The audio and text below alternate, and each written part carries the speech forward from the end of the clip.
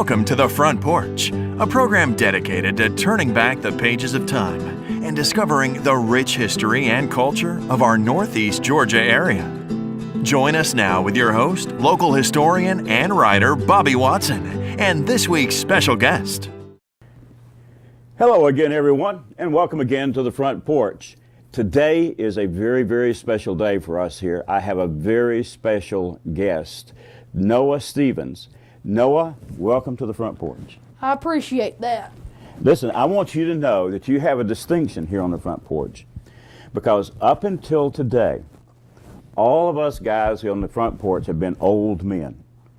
And you're our first young man to be on The Front Porch, and I'm very excited to have you here. You were joking. No, that's right. I apologize to all the young people, because we're going to get more young people involved in history in Habersham County. But I am very excited to have you here. Do you remember the first time you and I met? Oh yeah, it was when we were at Tractor Supply. I found this A model sitting there, and I was real interested in it because I really like old stuff because I work at the antique store up there in Alto. Yeah. But anyhow, I got to looking at that thing, noticed that it still got the antique tag and all that stuff on there. Yeah. And I was like, I collect license plates. For Really? Yep. Yeah, those license plates are getting to where they're not very cheap anymore. You know? They are. As a matter of fact, there's one at that antique store, I think, for $300-something. Really? Wow. From 1936, great condition. Yeah.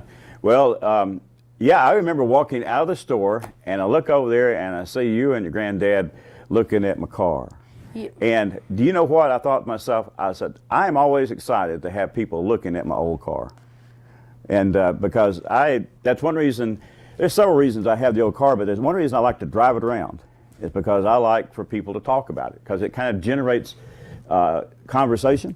And do you know what kind of car? It's a Model A, right? Model A. 1931 Model A, two-door.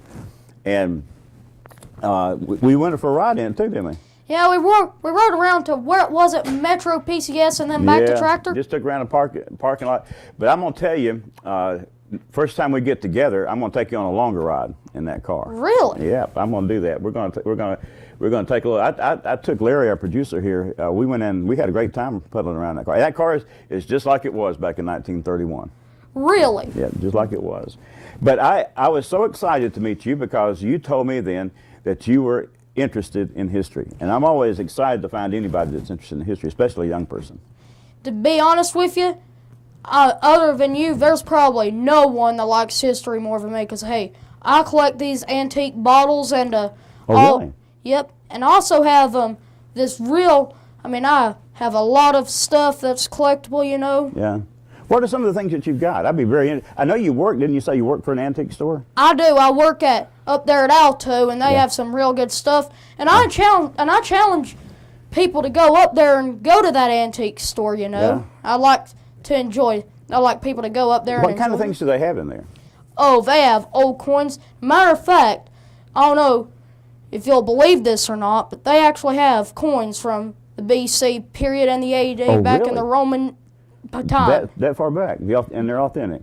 They're real thing. They're all real, except one time I rode in there, and I seen this thing about a second time too. Yeah. I could tell by looking at the Morgan dollar it's fake because it's too shiny. You can almost call it a mirror and a coin, and it even said fake on it, which I didn't have to look at that to tell it. Yeah. Yeah. And it also, most Morgan dollars have a rugged edge, kind of like a quarter? Mm-hmm.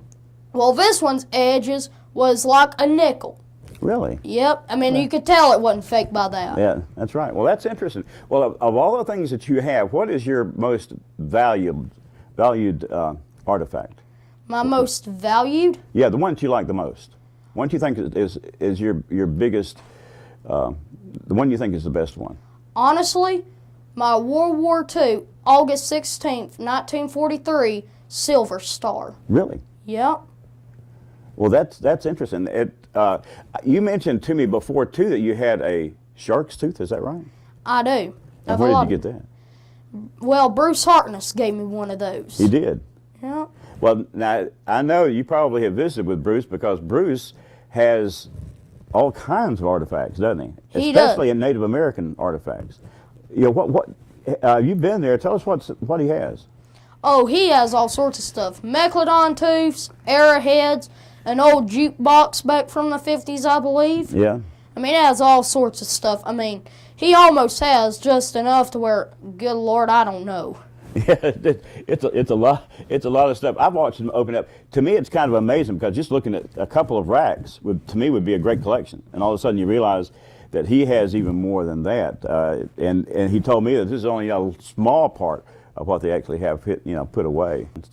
Well, did he talk to you about his Native American heritage? Because he has some Native American heritage too. Did he talk to you about that any? He didn't talk to me about that, but I'm pretty sure he does because, hey, I got in me too, and about everyone I meet has that Native American heritage. You're right. Well, I tell you, there's something that Mr. Harkness told me that we actually included in a book that we're working on. Actually, we have finished the work on it, the Habersham 200. It was a book that we started when we first started talking about the bicentennial about a year and a half ago. We were trying to figure out what we could do to help people learn more about the county. And so we decided that we would take a look at maybe producing a new history book on Habersham County. Well, it has taken us a year and a half, but we have finally gotten it written. It'll have over almost 80,000 words in it. Has over 300 images, but it will not be actually available to people until the spring of 2019, which is coming up pretty quick here.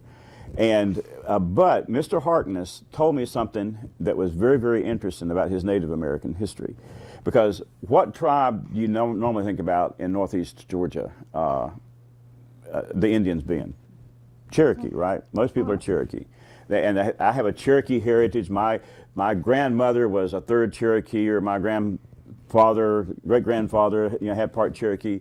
But Mr. Harkness was a little bit different because his grandmother, they all lived up into the Little Gorge area and had come over from South Carolina. And Bruce can still remember his grandmother telling him, when he was a kid, that his Native American history was not Cherokee. They were not Cherokee, and even though they lived here among the Cherokees, she wanted her family to know that their bloodline came from a different tribe. Really? Yeah, and I tell you what, we're going to take a break here for just a minute, but when we come back, maybe we can talk a little bit about Native American history. Would you like to do that? I'd love to do that. Because you have all the Arrowheads. I'm going to get you to tell me a little bit about the Arrowheads, and I'll tell you just a little bit about Native American history that involves more than just the Cherokee. Noah, it's great to have you here on the show with me. I'm really glad to have you here. I tell you, we're going to take a quick break, but we're going to be right back. Sit right where you are, because Noah's got some more things he's going to tell us about Arrowheads, and we're going to all learn about Native American history. Come right back. Don't go away. There's more talk coming up on the front porch. We'll be right back.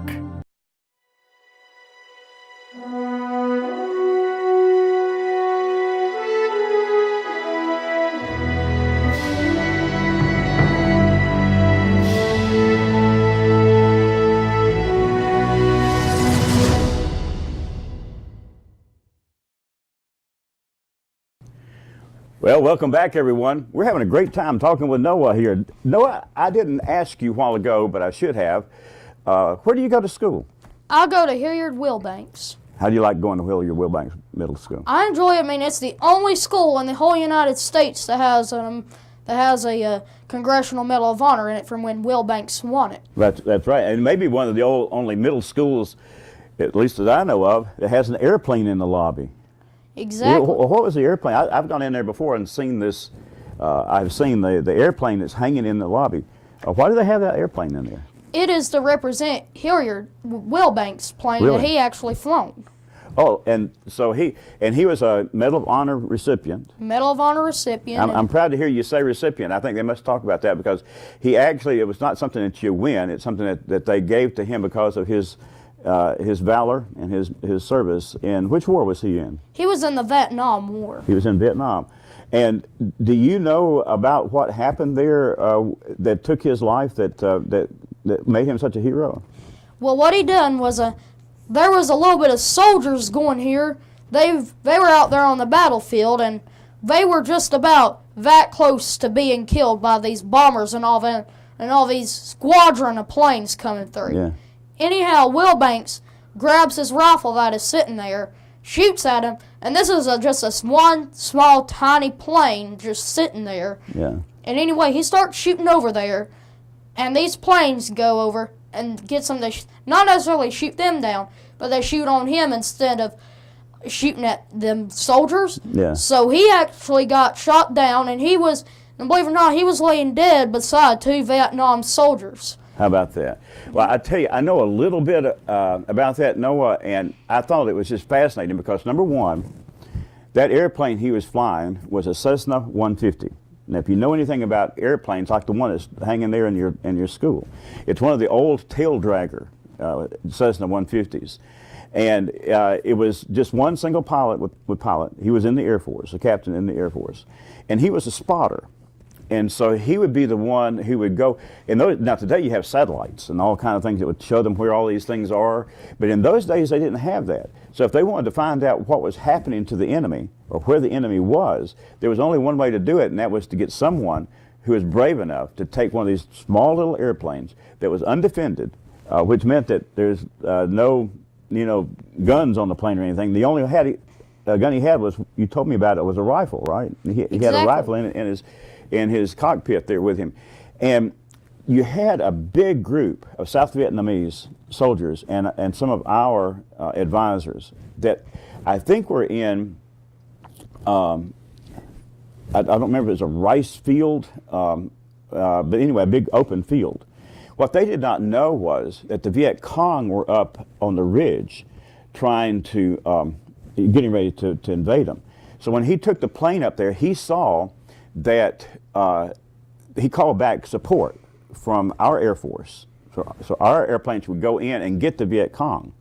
But the problem was that there was not enough time for our aircraft to get there to protect those people in the down there, the South Vietnamese and our advisors. So what he did is he went up right in the path of the Viet Cong.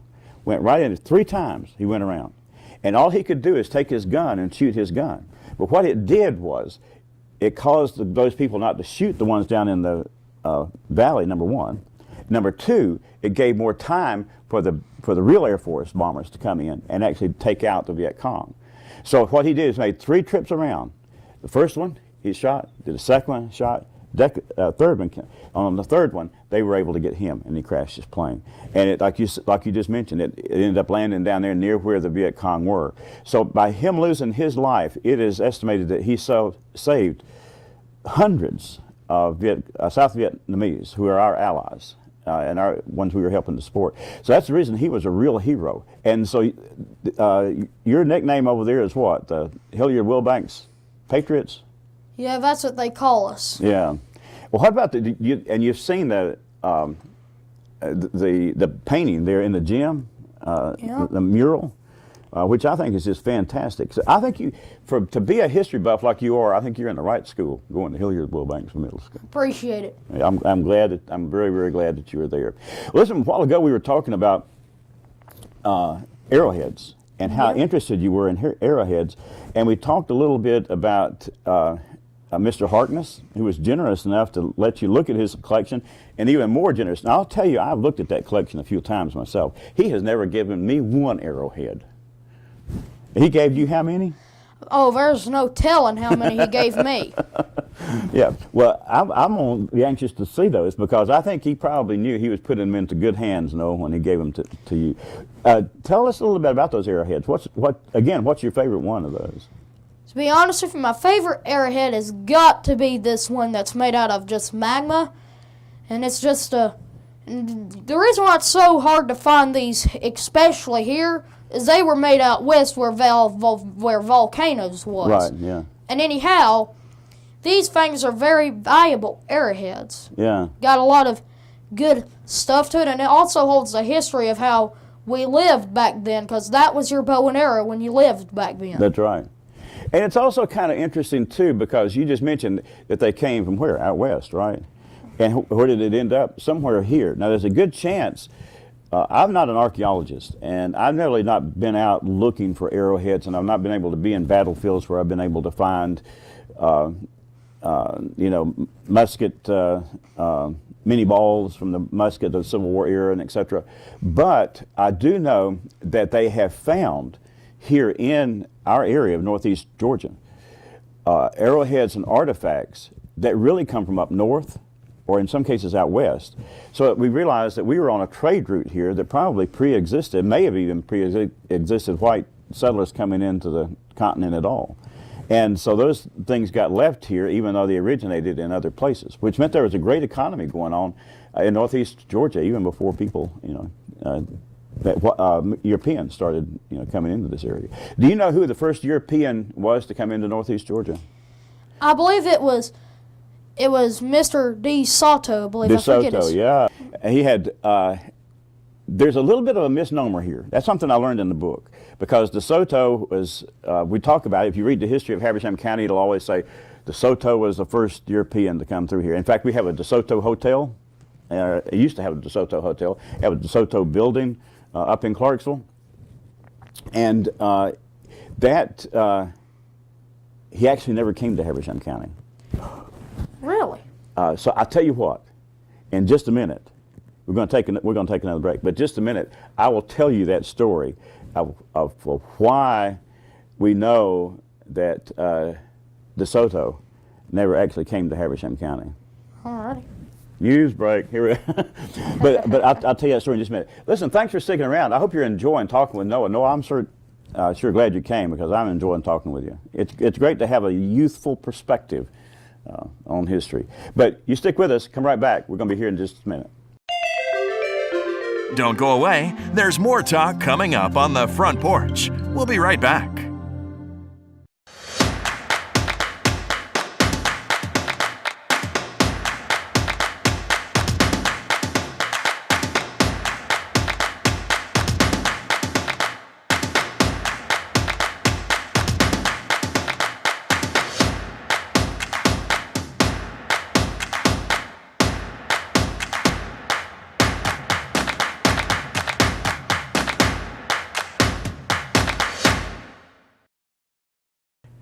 Hey, we've been having a great time talking here with Noah. We were talking here at the break.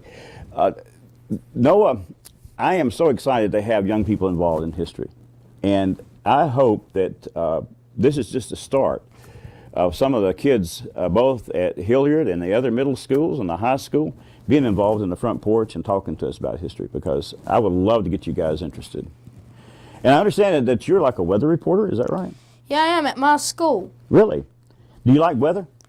I like to study weather a little bit, yes, because, you never know what's going to happen in an emergency. What I like about weather is that they say you predict it. That's what they say, so-called predict it. You can't really predict it because you never know what it's going to do. You're exactly right.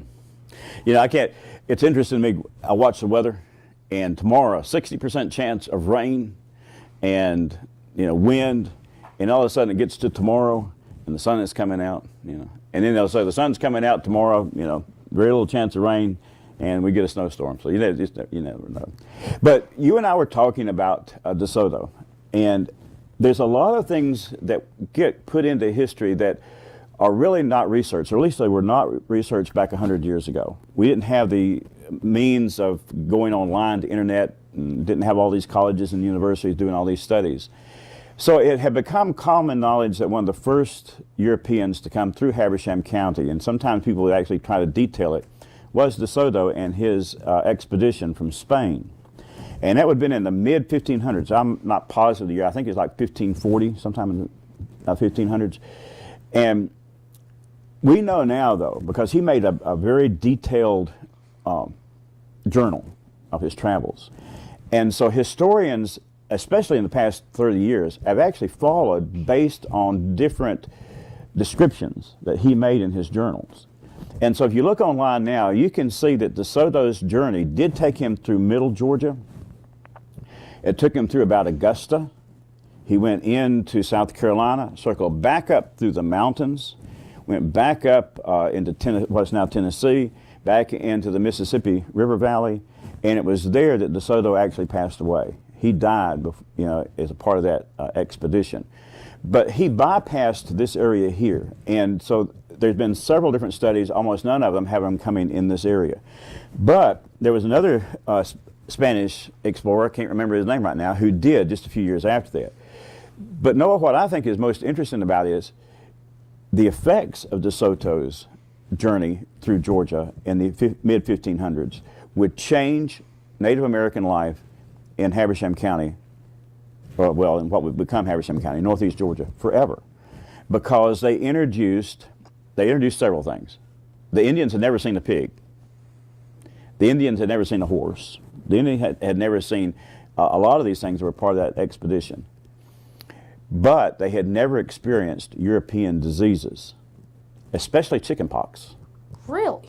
So that when it wasn't just like De Soto came with a few men. It was an army of men, hundreds of them. And they would pillage and rape and the whole village, and they would burn down some villages, I'm told. Yeah. And when they left, people became sick because they had no immunity to the disease that they were carrying. So those diseases didn't affect them because they had immunity to them from Europe. But the Native Americans did not have immunity to them. So you had widespread disease in northeast, what is now northeast Georgia. And so that the Mississippian Indians, we were talking a little bit earlier, I don't remember if we were on the air or off the air, talking about the Cherokee came from the north, came from the Iroquois, came from the Great Lakes region, came down through the Shenandoah Valley.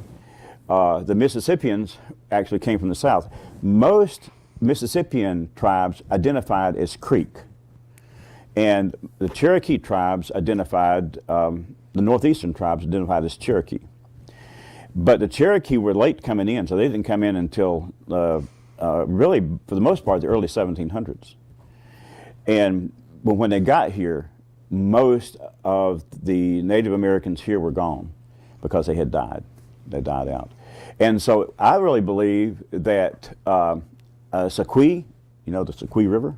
Oh, yeah. And the village of Sequoia, which is where Clarksville is now, Yeah. I believe it probably had a Mississippian origin. And it's possible even that the name Sequoia, even though we talk about being Cherokee, I actually have a tendency to think that the Cherokee actually inherited the name as well. But anyway, those are interesting stories that somebody like you can get a hold of and get them into, maybe we can start a middle school discussion group on what it was like to be a Native American in northeast Georgia in the 1700s and 1600s and before that. I like to do that. Do you study the Native American in history in school? We did last year, and we still do a little bit this year in a way. Yeah. But this year, we're mainly studying about, right now we're on Pearl Harbor talking about it. Oh, yeah. Yeah, Pearl Harbor Day was just, we were recording this in December, and it was just a week or so ago that we commemorated Pearl Harbor. And are you studying more about the Second World War as well? Yeah. Yeah. And let me mention one other thing. I know our time's going to get away from us here pretty quick, but I think it's interesting being at Hilliard Wilbanks School. He was a Medal of Honor recipient. And you know they actually started awarding the Medal of Honor during the Civil War. And it was first given to Union soldiers for their bravery. But the only Medal of Honor recipient who is buried in northeast Georgia was actually a Civil War Medal of Honor recipient. And he is buried less than 2 miles away from your school at the Demarest Cemetery. So sometime if you go to the Demarest Cemetery, I can show you where it is, and maybe we can take Sarah, the Model A, and I'll go and show you. But in the Demarest Cemetery there is a cemetery of Sergeant Martin. And Sergeant Martin was a Union soldier who actually fought with distinction at Vicksburg. And so he was one of several people who were awarded the Medal of Honor. And of course, he did not die in the war. He was still living, but he's the only one buried here. And so he's just a few miles, less than 2 miles from your school. So maybe some of the kids at the school can go out there and take a look at it. It's actually marked there that he was a Medal of Honor recipient. But he was a Union soldier, and yet he was real close friends with with Confederate soldier veterans, which I think is kind of cool, you know. And he died in the 1930s. So he actually, they had a lot of discussions together. I wish we could discuss more civilly ourselves sometimes. It's amazing that they were able to get at peace with it, sometimes maybe more than we do. Listen, Noah, I am very honored that you came to be on the front porch with me today. I appreciate being on here too. And I'm going to get you back again, and maybe we can talk a little bit. I'll tell you what I'm going to do. I don't have it here, but I'm going to get you a copy of the manuscript for our new book, Habersham 200. It'll be coming out in the spring of 2019. And I'll let you take a first look at it if you'll read it for me. And then come back on the front porch and tell us about it.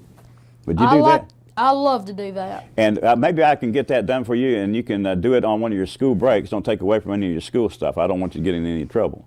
But I would like to do that. So I'm going to give you a heads up. I'm going to consider you one of our official editors, okay?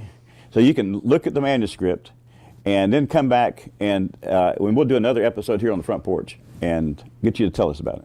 All right, and I appreciate that. Listen, it's great to have you here, and you tell some of your other kids over there, we're going to get them all involved in history in Northeast Georgia. All righty, and that'd be cool. Well, I appreciate it. Listen, thank you guys for stopping in and visiting with us. I'm going to bring Noah back, and he's going to tell us a little bit about the history of Habersham County in one of our future episodes. Thanks again for being a supporter of the Front Porch.